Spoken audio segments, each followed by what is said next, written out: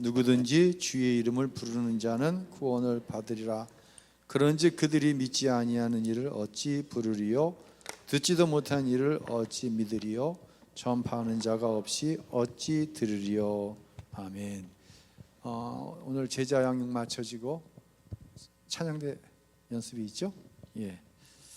조금 빨리 한번 나가는 볼 텐데 한번 하는 데까지 해보겠습니다. 자, 읽어주세요. 그리스도인들은 때를 얻든지 못 얻든지 전도해야 합니다. 우리가 항상 복음을 전하는 사람으로 살기 위해서는 전도에 대해서 바른 이해를 가지고 있는 것이 중요합니다. 전도에 관한 여러 가지 오해가 전도의 장벽이 되기 때문입니다. 전도하기 위해서 우리가 꼭 알아두어야 할 것은 무엇일까요? 첫 번째, 불신자의 영적 상태를 정확하게 이해해야 합니다. 어떤 분이 두 아들을 다음과 같이 소개했습니다. 목사님, 큰아들은 예수를 잘 믿는데 너무 못 살고, 둘째는 예수는 안 믿는데 참 잘 살아요. 큰아들이 참 걱정이에요. 큰아들을 위해서 기도해 주세요. 경제적으로 어려움을 당하고 있는 자녀에 대한 어머니의 마음은 이해하지만 그는 잘 산다는 말을 잘못 이해하고 있습니다. 어떤 성도가 전도하러 나갔다가 와서는 예수 안 믿어도 잘 사는 사람이 많대요 라고 말하는 것입니다. 그가 전도하러 어느 집에 갔더니 집이 얼마나 큰지 교회를 할 정도였다고 합니다. 그런데 그 집 주인이 자기를 보고 당신같이 예수 믿는 사람들을 보니까 불쌍하다고 하는데 그 말에 너무 공감이 가더라는 것입니다. 그는 전도하러 나갔다가 전도를 받고 돌아왔습니다. 예. 큰아들은 예수는 잘 믿는데 너무 못 살고, 둘째는 예수 안 믿는데 참 잘 살아요. 누가 걱정이 돼요? 여러분, 누가 걱정이 돼요? 아니, 이거 남의 아들 말고, 남의 자식 말고 내 자식이, 큰아들은 교회 열심히 잘 다니는데 좀 경제적으로 많이 어려워요. 둘째는 교회 안 와. 근데 경제적으로는 여유 있어요. 누가 문제예요? 여러분 자식, 남의 자식 말고 누가 문제예요? 너무 자신 있게 이야기하니까 오재균 집사님, 너무 자신 있게 얘기하니까 내가 좀 신경질 날라고 그래. 여러분, 누가 문제예요 진짜?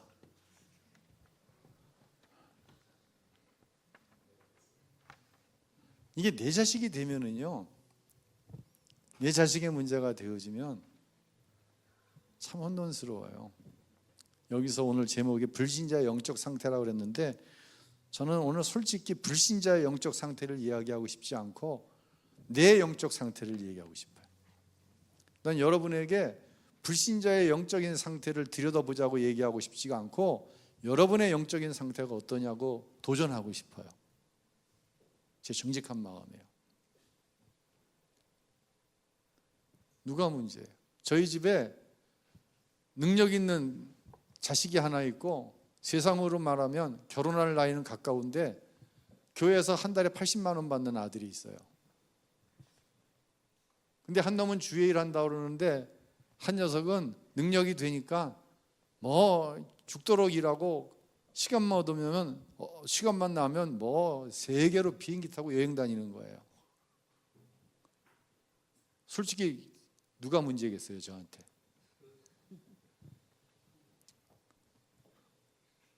누가 문제겠어요? 무슨 큰 놈이 문제예요? 큰 놈 문제 없지. 능력이 있는데 지 앞가림 다 하고, 때 되면 아빠 생일이라고 선물도 사주고, 이번에도 운동화 사줬어요. 차라리 생일이라고. 근데 둘째 놈은 아빠 생일 축하한다는 얘기도 안 해. 왜? 말로만 하기 뭐하잖아. 지 앞가림도 못 하는데 누가 문제예요? 이게 말이에요, 이게 불신자의 영적인 상태를 논할 게 아니에요. 지금 내 영적인 상태가, 부모된 나의 영적인 상태가 어떠냐. 딱 두 부류예요. 아직 닥쳐보지 않았으니까 웃는 사람, 내 문제니까 못 웃는 사람. 딱 두 부류예요.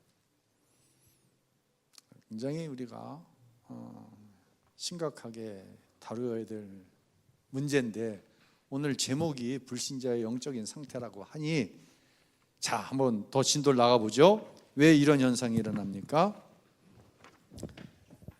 읽어주세요. 왜 네. 이런 현상이 일어납니까? 그리스도인들 안에 불신자의 영적 상태를 바라보는 눈이 열리지 않았기 때문입니다. 저는 이것도 이렇게 도전해보고 싶어요. 왜 이런 현상이 일어납니까? 그리스도인들 안에 불신자의 영적 상태가 아니라 그리스도인이라고 하는 사람 안에 있는 영적인 상태를 눈을 열어 들여다봐야 됩니다. 이렇게 바꾸고 싶어요, 솔직히. 에베소서 2장 1절로 3절 우리 읽겠습니다. 그는 허물과 죄로 죽었던 너희를 살리셨도다. 그때에 너희는 그 가운데서 행하여 이 세상 풍조를 따르고 공중의 권세를 잡은 자를 따랐으니 곧 지금 불순종의 아들들 가운데서 역사하는 영이라. 전에는 우리도 다 그 가운데서 우리 육체의 욕심을 따라 지내며 육체와 마음에 원하는 것을 하여 다른 이들과 같이 본질상 진노의 자녀이었더니. 몇 가지 찝어낼 수가 있는데요. 불신자가 어떤 상태에 있느냐? 첫째, 허물과 죄로 죽어있는 상태예요. 그들은 공중 권세 잡은 마귀를 따르고 있어요. 그들은 본질상 진노의 자녀예요. 자, 마태복음 1장 28절 읽습니다. 수고하고 무거운 짐진 자들아 다 내게로 오라. 내가 너희를 쉬게 하리라. 불신자의 영적인 상태는 어떤 상태예요? 수고하고 무거운 짐을 진 상태예요. 하나만 더 읽죠. 누가복음 16장 22절 23절 읽습니다. 이에 그 거지가 죽어 천사들에게 받들려 아브라함의 품에 들어가고 부자도 죽어 장사되매 그가 음보에서 고통 중에 눈을 들어 멀리 아브라함과 그의 품에 있는 나사로를 보고. 이게 불신자의 영적인 상태라고 합니다. 다시 한번 도전해 볼게요. 그러면 나는 수고하고 무거운 짐이 없어요? 여러분 날 똑바로 보세요. 나랑 눈 맞아봐요. 한번 이렇게 눈 좀 한번 맞아봅시다. 여러분 수고하고 무거운 짐 없어요? 다 주님께 맡겼어요? 예수 안 믿는 사람만 수고하고 무거운 짐이 있어요? 아니에요. 정말 불신자의 영적인 상태를 들여다보기 전에 내 영적인 상태를 들여다봐야 돼요. 그래야 불신자의 영적인 상태가 보여요. 왜 전도 못해요? 내 영적인 상태를 모르는데 내 영적인 상태를 잔뜩 포장해놨어. 포장지 한 겹만 뜯으면 내 영적인 상태나 예수 안 믿는 이 사람의 영적인 상태나 비슷한 것 같아요. 뭐가 잘 되고 뭐가 잘못된 거? 이 기준이 나나 예수 안 믿는 사람이나 비슷해.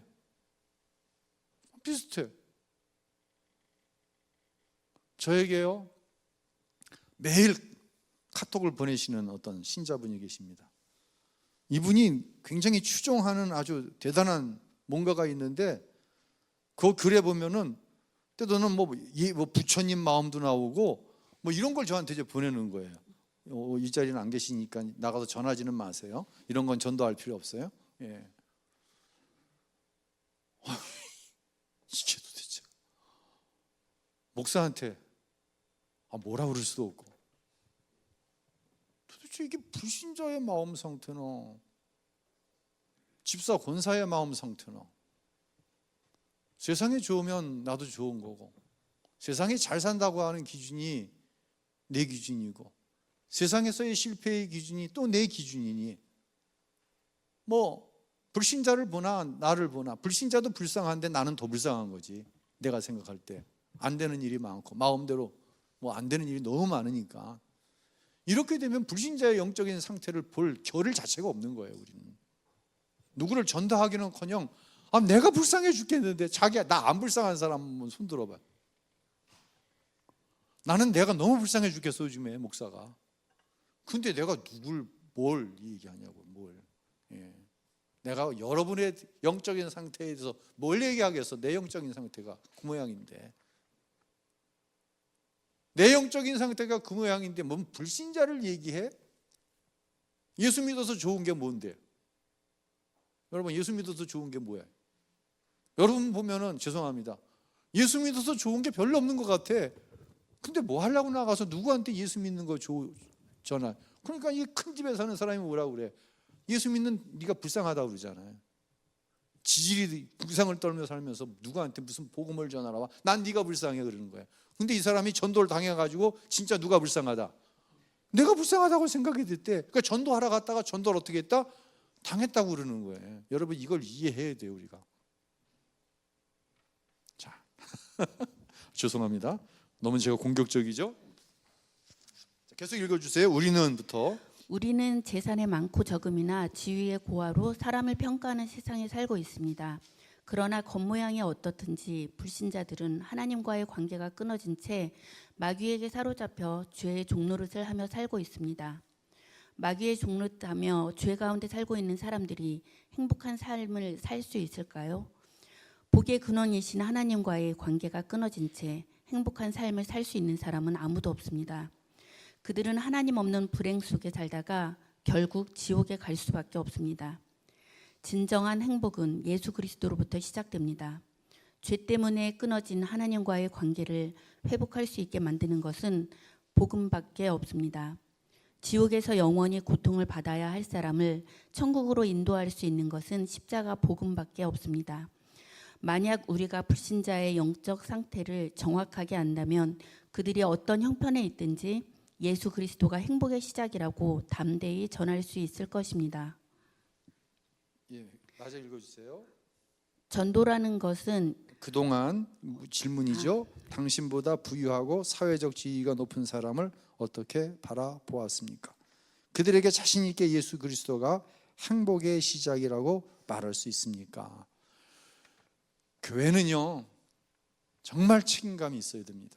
세상을 향해서 예수 안 믿는 사람들의 영적인 상태를 돌볼 수 있는 자격이 있어야 됩니다. 자격이 곧 능력입니다. 우리 교회예요. 여러분들은 모를 거예요. 누군지.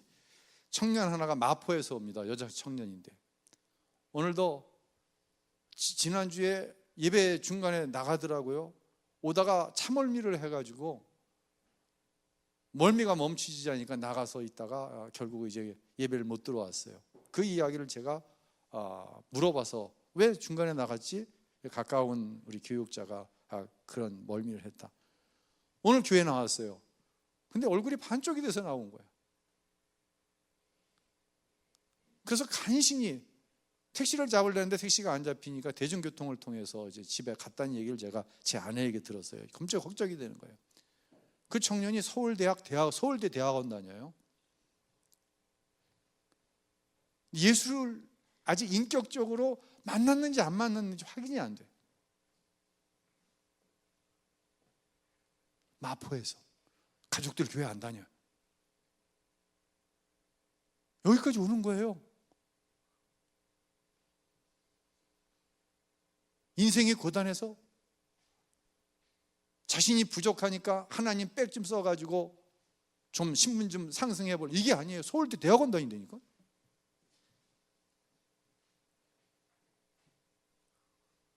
그 청년이 예수 믿었으면 좋겠어요. 뒤에 인도와 전달하는 표현을 하는데 누군가의 인도를 받아서 교회에 나왔습니다. 이 영혼을 우리가 책임질 수 있어야 돼요.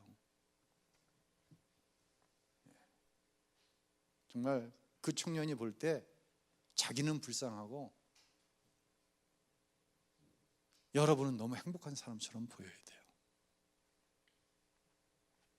뭐 거창하게 영적인 상태 이런 얘기하지 말고 나는 서울대 대학원 다니는데 저분은 대학도 못 나왔는데 나보다 훨씬 행복해 보여.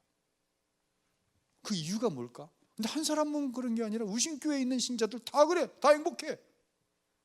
뭐 섬김, 표현, 뭐 하나. 나는 서울대 대학원 다니는데 이런 행복이 없는데 저 사람 행복한 이유가 뭐지? 이유는 단 하나밖에 없어. 예수 믿는 거예요.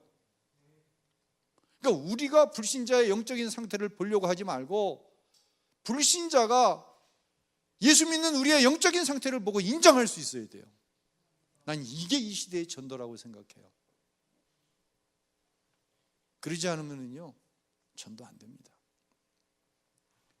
제일 어려운 사람이 누굽니까? 내 자식이 제일 어려운 거예요. 내 자식이 나를 볼 때 우리 엄마 아빠가 다른 것이 많이 있지만 우리 엄마 아빠는 정말 행복해. 그럼 엄마 아빠가 행복한 이유가 뭐야? 예수가 있네 그 안에. 이게 안 되면은요 논리를 가지고 아이들 전도할 수 있어요, 못해요? 절대로 못합니다. 논리적으로요 이길 수 없는 게 아니라 논리를 갖다 들이대기 전에 아이들은 벌써 튀어나갑니다. 얘기 안 합니다. 부모하고 대화 자체를 안 해요. 누가 그러냐? 우리 아이들이 그러거든. 대화 자체를 안 하는데 무슨 논리적으로 복음을 전합니까? 세상 사람들이요 논리적으로 복음 전할 기회 주나요? 안 줍니다. 지난번에 말씀드렸잖아요. 복음 제시하고 사형리 갔다가 우리의 삶의 중심에 내가 앉아 있었는데 예수님이 오면 그 의자에서 나는 내려주고 예수님이 내 삶의 중심이 되십니다. 이 예수를 믿으면 행복해지세요. 나를 쫓아서 영접 기도 해야 될 때 하시길래 이게 돼요? 안 됩니다. 지금 절대로 안 됩니다. 내가 불신자의 영혼의 상태를 보아야 되지만 불신자가 내 영혼의 상태를 봤을 때 예수 믿어야 되겠구나. 이게 안 되면 전도 안 됩니다. 전 그래서 오늘 이 제목에 대해서 살짝 좀 틀어서 여러분에게 말씀을 계속 드리고 있는 거예요. 자, 질문 놔두고요. 어떤 사람이 구원을 받습니까? 누구든지 주의 이름을 부르는 자. 이거 누가 몰라요?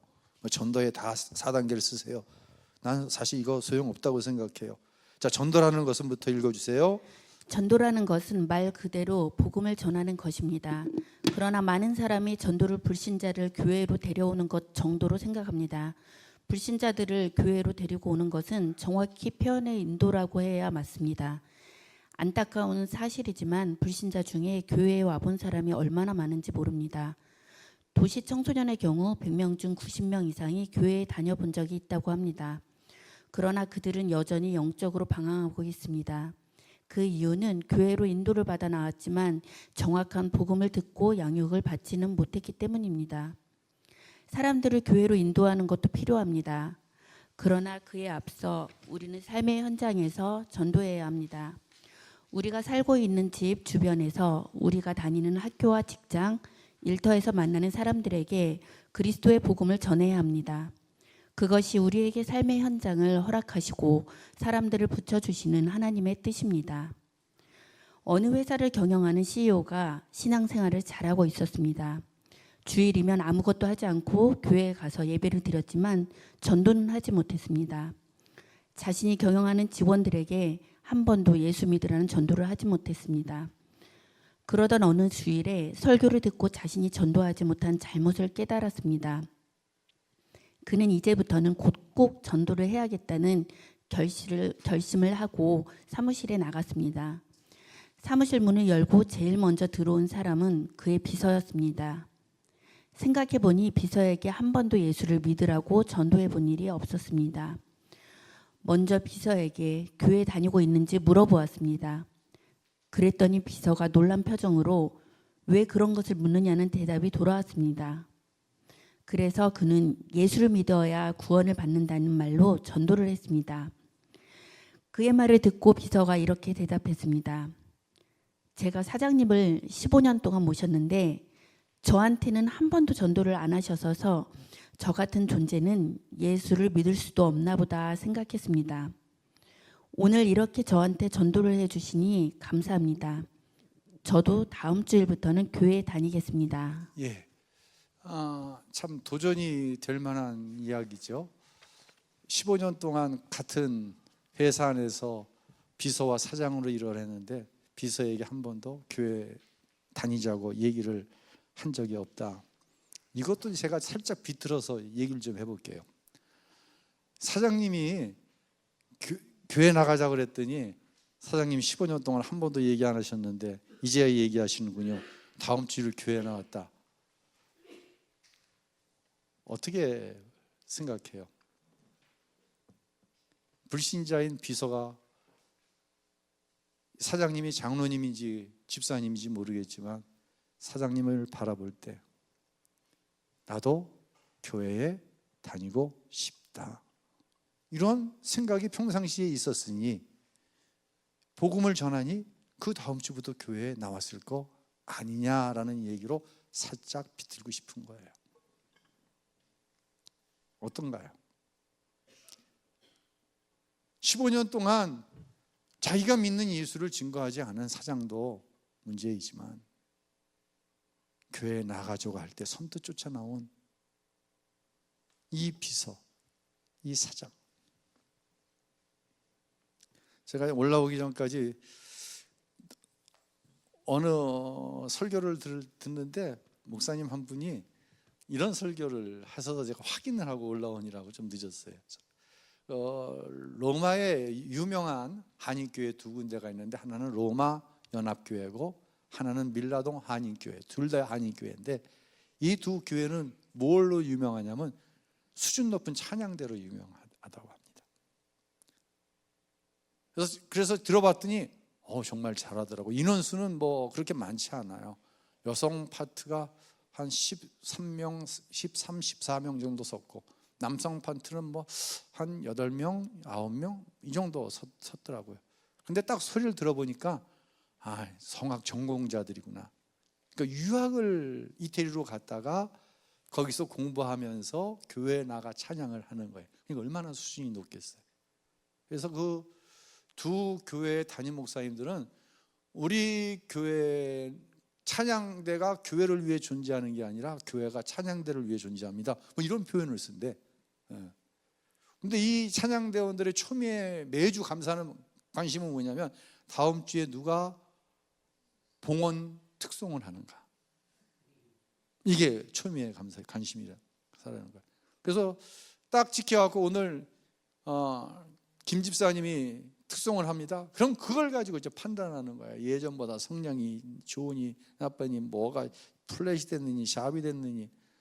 그리고는 최종적으로 저래 갖고 한국에서 부르겠어. 이제 이걸로 이제 끝낸다는 거예요. 한국에서 부른다는 건 뭐예요? 교수로 청함을 받겠냐 못 받겠냐 이걸로 끝난다는 거예요. 은혜가 되느냐 안 되느냐는 전혀 중요하지 않은 거예요.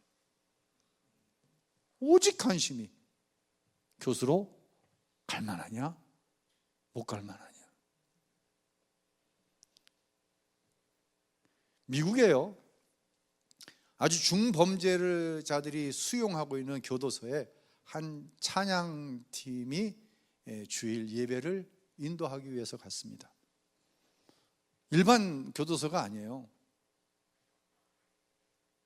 문을 몇 개를 통과해서 결국 예배를 드릴 수 있는 장소를 간 거예요. 재소자들이 예배를 드리러 왔는데 그냥 이런 깍두기들이 뭐 온몸에 문신을 하고 예배를 드리는데 지금까지 어떤 예배보다 비교할 수 없는 감동이 막 있는 거예요. 막 성령께서 역사하시는 것이 막 느껴지는 거예요. 찬양팀원들. 예배가 끝났습니다. 한 재소자가 손을 들고 이런 부탁을 하는 거예요. 어메이징 그레이스를 부를 수 있도록 연주를 부탁한다고. 생긴 거는 보통 뭐 정가로 따지면 한 10번 뭐 사례라면 뭐 매순 주역께서 생긴 건 어메이징 그레이스를 부르고 싶다고 연주를 부탁한다고. 연주를 합니다. 합창을 하는데 정말 이 재소자들이 눈물을 흘리면서 찬양을 하더라는 거예요. 우리가 영적인 상태를 볼 때 뭔가가 잘 되니 내 마음이 부드럽고 누구에게든지 예수님 믿으면 나처럼 잘 돼요. 이게 잘 되어진 영적인 상태로 착각하면 안 돼요. 뭔가 너무 잘못됐습니다. 내 가정이 어렵습니다. 먹을 것이 없고요, 입을 것이 없고요, 쓸 것이 없고요, 부족한 것 투성입니다. 이 상태에서 죄를 지었어요. 교도소에 왔어요. 근데 내가 받았던 하나님의 은혜가 기억이 난 거예요.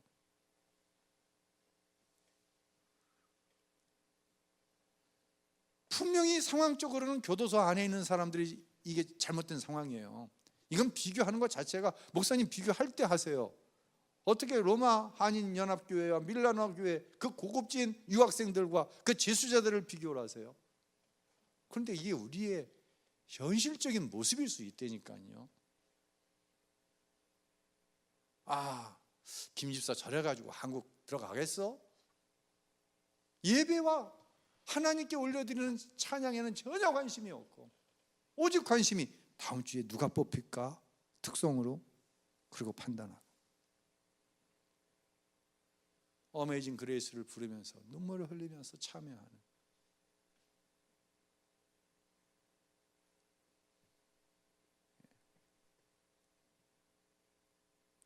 잘 봐야 됩니다. 우리가 내 영적인 상태를 정말 예민하게 들여다봐야 됩니다.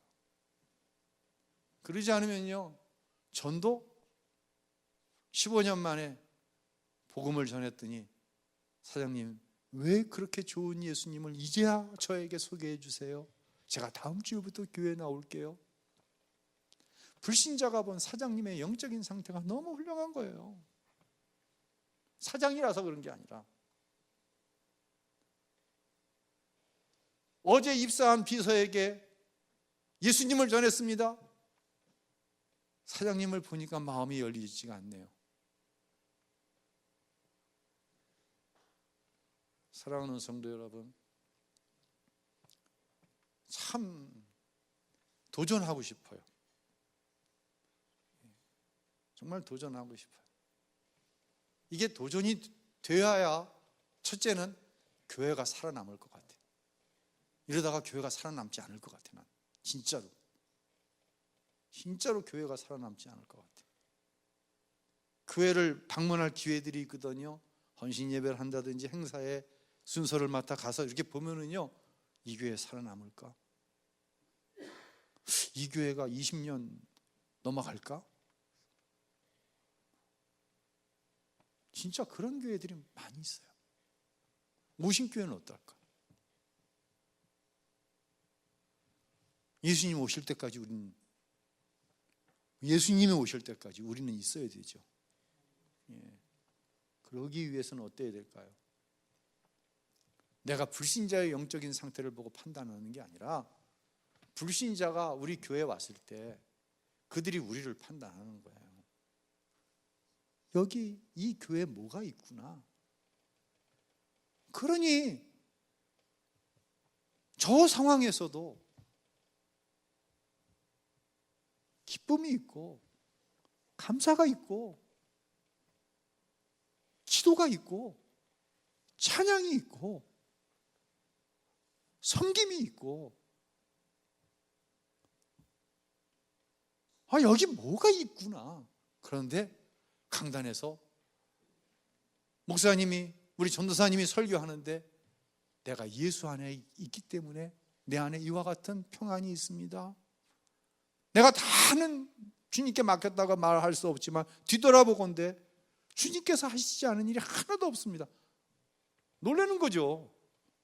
누구 때문에 놀라는 거예요? 나 때문에 놀라는 게 아니라 내 안에 계신 예수님 때문에 놀라는 거죠. 그리고 그들이 나도 예수 믿어야 되겠다. 그 청년이 마포에서 어느 날 오지 않는다고 한다면, 마귀한테 그만 책임 좀 돌려요. 그놈은 마귀를 아무 때나 막 써먹어. 그냥 마귀 때문이 아니라 내 안에 계신 예수님을 내가 보여주질 못했구나.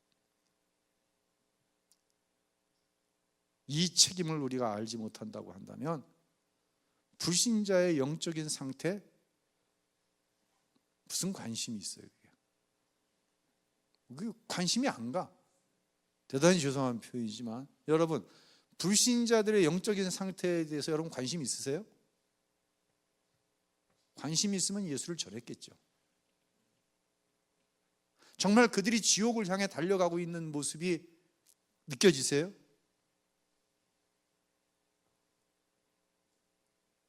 교회 안에요, 전도되지 못하고 인도인 상황에 있는 사람들이 너무 많은 거예요. 천국과 지옥이 있다고 그러면 있는가 보다 하는데 실제로는 천국 지옥을 안 믿는 교인들 많다니까요. 이 사람들은 전도된 상태가 아니에요. 아직 무슨 상태에 머물러 있는 거예요? 인도된 상태에 머물러 있는 거예요. 인도된 거예요. 지금 권사님들 가운데, 집사님들 가운데, 교사들 가운데, 찬양대원들 가운데 인도된 상태에 머물러 있는 교인들이 꽤 있어요. 이 사람들은 전도를 할 사람이 아니라 전도의 대상자예요. 뭘로 판단해요? 불신자의 영적인 상태를 보자고 그랬잖아요. 내 영적인 상태를 볼 때 내가 불신자의 영적인 상태인 거예요, 지금요. 그래서 좀 어렵고, 목사님 신앙생활을 꼭 그렇게 피곤하게 해야 되나요? 이렇게 얘기할 수도 있어요.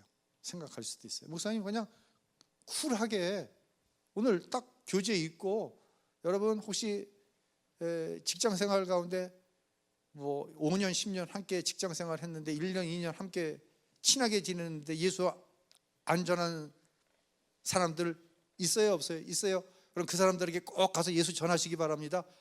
저도 이렇게 얘기할 수 있어요. 이건 쉬워요. 뭐 여러분 기분 나쁘게 할 것도 없어요. 근데 이거 아니에요. 이게 아니라니까요. 교회에서 자꾸만 이렇게만 얘기하니까, 터치를 못 해주니까, 그것 때문에 교회가 건강하게 성장하지 못하게 한다? 이거 아닌 거 우리가 알잖아요. 우리가 너무 잘 알죠. 이거 아니잖아요, 우리가. 이거 너무 조용하니까, 너무 심각하니까 좀 그런데. 심각하라고 드린 말씀 맞아요. 말씀 맞아요. 그래서 오늘 여기까지만 말씀드릴 텐데요. 내년에 은혜의 영성이라고 하는 책을 가지고, 그건 제자 양육 교재는 아닌데 이 책 반드시 통과해야 된다 라고 하는 마음이 제 아내도 듣고 저의 아내도 있고, 제가 제 아내에게 한번 읽어보라고 그랬어요. 두껍지 않은 책이에요. 한 챕터만 가지고 읽어보라고 그랬어요. 그랬더니 제 아내가 하는 얘기가, 이거 목사님이 지금까지 가르쳤던 거 아니에요. 통과해야 되겠더라고요. 정말 통과해야 되겠더라고요. 그래서 오늘 이제 2가 남았잖아요. 이제 29일 날 4과, 12단원 4과, 그리고 1월 첫째 주일 날 마지막 과하고 끝날 건데, 이어서 하는 성경 공부 역시 열린 제자 양육으로 할 건데, 그 은혜의 영성 반드시 통과했으면 좋겠어요. 함께 갔으면 좋겠어요. 미리 말씀을 드리는 거예요. 오늘 너무 좀 심각하게 말씀을 드려서 죄송하고요. 먼저 나를 봤으면 좋겠어요. 자기 자신을. 자기 굉장히 피곤해요. 진짜 영적으로 굉장히 피곤해. 깊게 생각하니까. 근데 영적인 문제잖아요. 진짜 영혼에 대한 문제잖아요. 피곤해야 되겠죠. 정말 깊이 생각해야 되겠죠. 여러분을 축복하는 것은 누구에게든지 내가 목사입니다. 목사님이셨군요. 목사님이셨군요. 내가 우신교회 집사입니다. 제가 당신에게 내가 믿는 예수님을 전해도 될까요? 집사님이셨군요. 내가 듣기를 원합니다.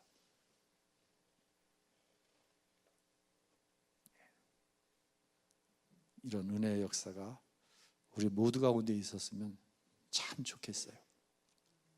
여기서부터 이제 전도의 문이 열려지기 시작합니다. 찬양하겠습니다.